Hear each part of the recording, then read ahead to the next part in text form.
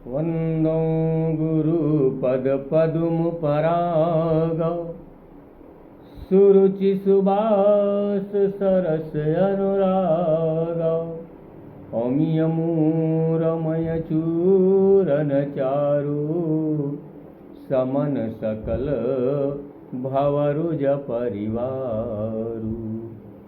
आप सभी को जय जय श्री सीताराम, जय जय श्री राम। हम आप इस संसार में आते हैं, अपना जीवन प्रारंभ करते हैं और जीवन प्रारंभ करके पता नहीं कितने प्रकार के समाज को जीवन पर्यंत में हम आप देखते हैं। उच्च से उच्चतर शिक्षा ग्रहण करते हैं और ज्ञान का आदान प्रदान करते हैं। बालक प्राइमरी पाठशाला से, नर्सरी से जीवन का ज्ञानार्जन प्रारंभ करता है और उच्च शिक्षा तक, यहाँ तक कि कुछ लोगों का सौभाग्य है कि वो विदेश तक पढ़ने जाते हैं। वैसे तो कहने को अगर कोई पूछे कि आपने शिक्षा कहाँ से प्रारंभ की, तो लोग बताते हैं कि गांव में एक प्राइमरी पाठशाला था या गांव में एक नर्सरी स्कूल था, वहाँ से हमने अपनी शिक्षा प्रारंभ की। लेकिन ये सत्य नहीं है प्यारे। सत्य यह है कि जीवन निर्माण की, जीवन की प्राथमिक पाठशाला जिसे कहा जाता है, वो होता है परिवार। हम परिवार से निकलकर तब समाज में जाते हैं। प्रारंभिक पाठशाला, प्रथम पाठशाला परिवार को क्यों कहा गया? क्योंकि बालक यहीं से शिक्षित होकर के, दीक्षित होकर के तब अपने प्राइमरी पाठशाला में जाता है। प्रथम गुरु माता पिता होते हैं और यही उसका पहला स्थान होता है। माता ही अपने बालक को सिखाती है, ये तेरे पिताजी हैं, ये तेरी बुआ जी हैं, ये तेरे दादाजी हैं।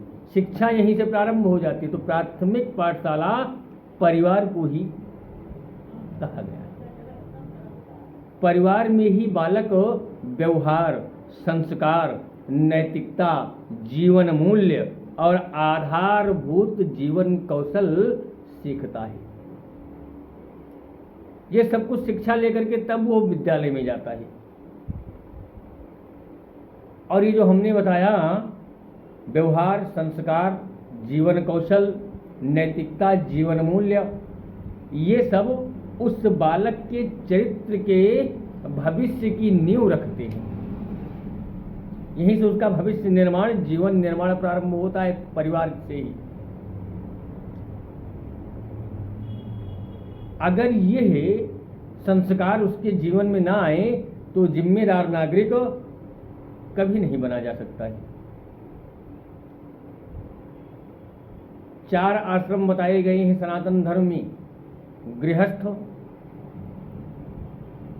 ब्रह्मचर्य, गृहस्थ, वानप्रस्थ और संन्यास। और चारों आश्रमों का आधार स्तंभ है परिवार। हमारी भारतीय परंपरा में परिवार का बहुत विशेष स्थान रहा है। विदेशों में तो परिवार का मूल्य नहीं रह गया है, लेकिन अभी भी हमारे देश भारत में परिवार का एक उच्च स्थान है।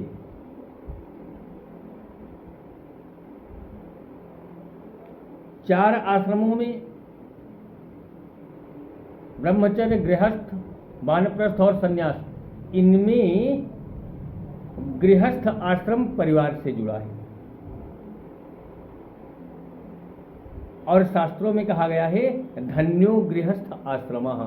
बाकी तीनों आश्रम गृहस्थ आश्रम से ही पुष्पित, पल्लवित और पोषित होते हैं। इसलिए गृहस्थ धर्म अन्य सभी धर्मों से सर्वश्रेष्ठ माना गया है।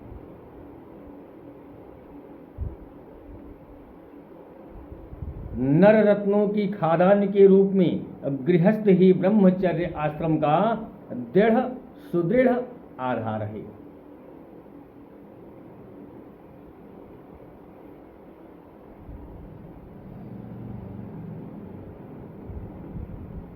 ब्रह्मचर्य, गृहस्थ, उसके बाद वानप्रस्थ, मतलब चौथे पन जाइय बन कानन। चौथे पन जाइय नृप कानन, चौथे पन में सबको वानप्रस्थी हो जाना चाहिए। वानप्रस्थ का मतलब ये नहीं कि आप जंगल को चले जाए ना, परिवार की जिम्मेदारियों से मुक्त हो जाना चाहिए, सौंप देना चाहिए सब परिवार को, और एक वनवासी की तरह जीवन, जो मिल जाए वही ठीक।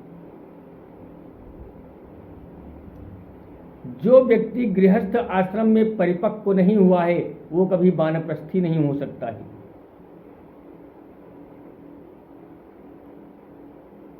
और संन्यास आश्रम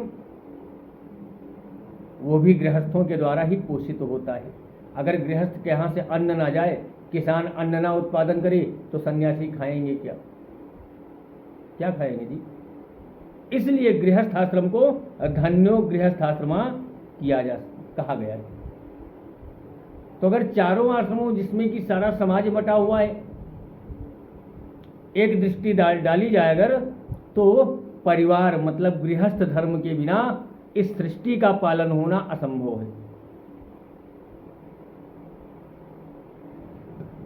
शास्त्रों में 4 प्रकार के पुरुषार्थ बताए गए हैं, धर्म, अर्थ, काम, मोक्ष।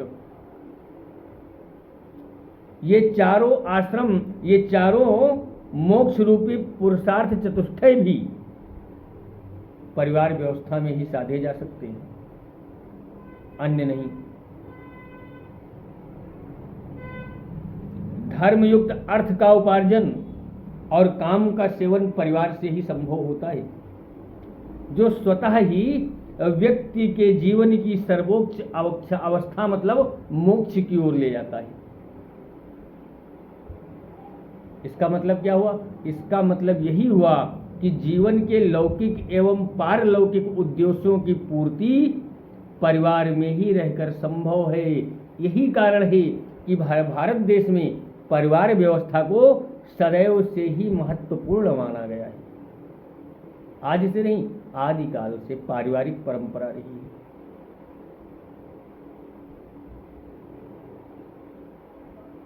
शिशुओं के लिए यह परिवार क्या होता है? जब छोटे बालक होते हैं, जब हमारा जन्म होता है, तो शिशुओं के लिए अभिभावकों से जीवन का पहला पाठ परिवार रूपी पाठशाला में ही मिलता है। कैसे उठना है, कैसे बैठना है, कैसे खाना पीना है, किससे किस प्रकार अभिवादन करना है, शिष्टाचार कैसे करना है, लोक व्यवहार कैसे निभाना है, एवं जीवन कौशल क्या होता है, इन सब का प्राथमिक शिक्षण इसी पाठशाला अर्थात परिवार में प्राप्त होता है। ये जो यहाँ बीज डाला जाता है परिवार में, बीज जो अंकुरित होता है परिवार में, किसका? उठने बैठने की सीख, बोलने चालने की सीख। यही जो शिक्षा लेकर के, प्रारंभिक बीज लेकर के जब बालक पाठशाला में जाता है, तो वही आगे चल करके प्राथमिक विद्यालय, महाविद्यालय, विश्वविद्यालय आदि में वही बीज अंकुरित होकर विशाल वृक्ष बनता चला जाता है। परिवार का इतना महत्व इसलिए है क्योंकि परिवार ही संस्कारों का प्राथमिक केंद्र होता है। भारतीय परंपरा में षोडश संस्कार के अंतर्गत पुंसवन, नामकरण, चूड़ाकर्म, विद्यारंभ जैसे संस्कार पारिवारिक स्तर पर ही संपन्न होते हैं। परिवार से विलग होकर के इन संस्कारों का हो पाना संभव नहीं है। इसलिए प्यारे, जीवन के महत्वपूर्ण पड़ावों पर जीने के आधारभूत शिक्षण इन महत्वपूर्ण संस्कारों के माध्यम से मिलते हैं।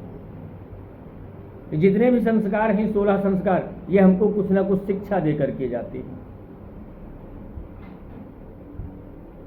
परिवार व समाज में कैसा लोक व्यवहार रखना है, कैसा आचरण रखना है, कैसा व्यवहार रखना है, क्या सही है क्या गलत है, ऐसे नैतिक मूल्यों की शिक्षा बच्चों को परिवार में ही मिलती है। दादा दादी की कहानियों के माध्यम से अनेक प्रकार की शिक्षा हमको आपको बचपन में प्राप्त हुई है। बड़ों को कैसे सम्मान दिया जाना है, छोटों को कैसे दुलार करना है, परिवार में कैसे सामंजस्य बैठाया जाता है, ये सब छोटा बालक अपने परिवार में ही देख कर सीखता है। इसलिए परिवार को प्राथमिक इकाई कहा जाता है, समाज की प्राथमिक इकाई परिवार को कहा जाता है।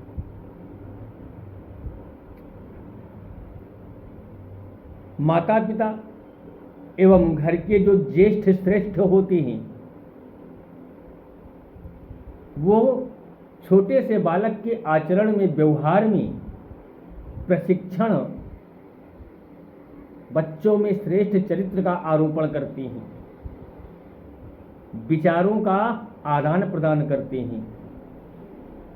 और इससे क्या होता है, इससे बालक के उन्नत चरित्र निर्माण की आधारशिला रखी जाती है।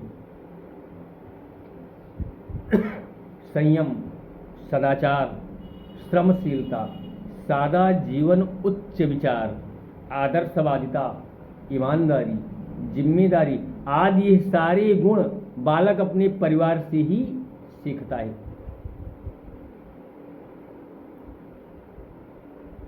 परिवार एक ऐसी जगह है जहां पर बुजुर्गों की गोद में अपनापन और दुलार मिलता है, स्नेह संरक्षण मिलता है। इससे क्या होता है, उस बालक के मन में अपनी सुरक्षा का एहसास होता है, संरक्षण का एहसास होता है कि हमारी सुरक्षा और संरक्षा करने वाले हमारे ज्येष्ठ और श्रेष्ठ इस घर में हैं। इसका लाभ ये मिलता है कि बालक जब बड़ा होकर आगे चलता है अपने जीवन की डगर पर, तो उसको यह विश्वास होता है कि हमसे कोई कमी रह जाएगी, कोई गलती हो जाएगी तो मेरे पीछे, मेरे पीठ पर हाथ रखने वाला मेरा परिवार है। वो कभी हतोत्साहित नहीं होता है, कभी वो हिम्मत नहीं हारता है और अपने लक्ष्य पर आगे बढ़ता चला जाता है। परिवार से सांस्कृतिक विरासत का हस्तांतरण होता है प्यारे। पहली पीढ़ी में जो था वो हमारे बाबा जी ने हमारे पिताजी को बताया, हमारे पिताजी ने हमको बताया और हम अपने बच्चों को बताकर जाएंगे। तो सांस्कृतिक और पारिवारिक विरासत का हस्तांतरण परिवार में ही संभव है।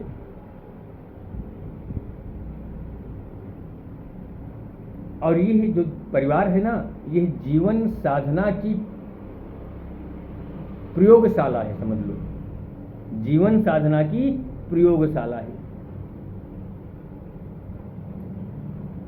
जैसा बचपन बालक का होता है पूरा जीवन उसी प्रकार उसका बीतता है। जैसा निर्माण चरित्र का बचपन में हो जाता है, वही चरित्र लेकर के बालक जीवन पर्यंत अपना जीवन जीता है। और इन्हीं परिवारों की एकता, 5-5 भाई, 7-7 भाई एक साथ रहते थे, एक चूल्हा जलता था। यही कारण है, यही जो सामंजस्य था, इसी के आधार पर भारत को सोने की चिड़िया कहा जाता था। और भारत के पेड़ पे कहीं सोने की चिड़िया नहीं बैठती थी। यही कारण था कि हमारा देश भारत इन्हीं परिवारों के आधार पर सोने की चिड़िया के रूप में जाना जाता रहा है। ज्ञान विज्ञान के क्षेत्र में विश्व गुरु के रूप में संपूर्ण विश्व का मार्गदर्शन करता रहा है। लेकिन आज जो परिदृश्य दिख रहा है बड़ा चिंतनीय है। आज के आधुनिक युग में जो हम लोगों ने, हमारे बुजुर्गों ने, हमारे पूर्वजों ने मुगलों की और फिर अंग्रेजों की गुलामी की, उससे परिवार व्यवस्था हमारी छिन्न भिन्न हो गई। ज्ञान विज्ञान से प्रभावित आधुनिक जीवन शैली व अपसंस्कृति ने, अपसंस्कृति जिन्हें हम संस्कृति नहीं कह सकते हैं, हमारे पारिवारिक वृक्ष जो था उसकी जड़ों पर कुठाराघात कर दिया है। संयुक्त परिवार जो भारत की शान कहे जाते थे, आज लगभग छिन्न भिन्न हो चुके हैं। एकल परिवारों की संख्या बढ़ती गई। एक परिवार, पति पत्नी एक पुत्र, बस ये अब होता दिख रहा है। ऐसे में मूल्यों व संस्कारों की स्रोत, संस्कृत की संरक्षिका और नवरत्नों की खदान परिवार व्यवस्था संकट की अवस्था में है प्यारे। क्यों? क्योंकि बालक का चरित्र निर्माण नहीं हो पा रहा है। पति ड्यूटी चले गए, पत्नी को भी ड्यूटी जाना है, और बालक को आया देख रही है, तो आया क्या सिखाएगी? आया तो नौकरी कर रही है, वो तो अपनी ड्यूटी बजाती है। आज आवश्यकता है कि पारिवारिक व्यवस्था को पुनर्जीवित किया जाए। टूटती बिखरती इस पारिवारिक व्यवस्था को बचाने के लिए पारिवारिक स्तर पर प्रयास करने की आवश्यकता है। ये होगा कैसे? कई कई घर ऐसे देखे जाते हैं, 6-6 महीना हो जाता है, भाई भाई में वार्ता नहीं होती है, आपसी संवाद खत्म हो गया है। आपसी संवाद शुरू करके ही यह संभव हो सकता है। आपसी संवाद करने के लिए, वार्ता करने के लिए समय निकालना पड़ेगा। अपने बच्चों से वार्ता करने के लिए समय निकालना पड़ेगा। लेकिन आज समय किसी के पास नहीं है। आज तो ये हाल है कि अगर एक कमरे में 4 लोग बैठे हैं, अगर एक कमरे में 4 लोग बैठे हैं तो कहो 4 घंटा बीत जाए, कहो 10 घंटा बीत जाए, एक दूसरे से बात नहीं होगी। क्यों? सब अपने अपने मोबाइल पर लगे। संवादहीनता बहुत मुख्य कारण है। आवश्यकता है कि एक साथ बैठकर भोजन किया जाए, जिससे प्रेम उत्पन्न होता है, एक दूसरों की भावना को समझा जाए। यह सब करके ही हम टूटते परिवार को बचा सकते हैं। और अगर परिवार नहीं रहेगा तो बालक का चरित्र निर्माण नहीं होगा और आने वाला समय अंधकारमय ही दिख रहा है। तो प्रयास किया जाए कि टूटते परिवारों को बचाया जाए। आज के लिए बस इतना ही। जय जय श्री सीताराम। चैनल को लाइक करें, फॉलो करें, सब्सक्राइब करें। ऐसे अनेक विषयों पर हम आपसे सत्संग करते रहेंगे। जय जय सिया राम।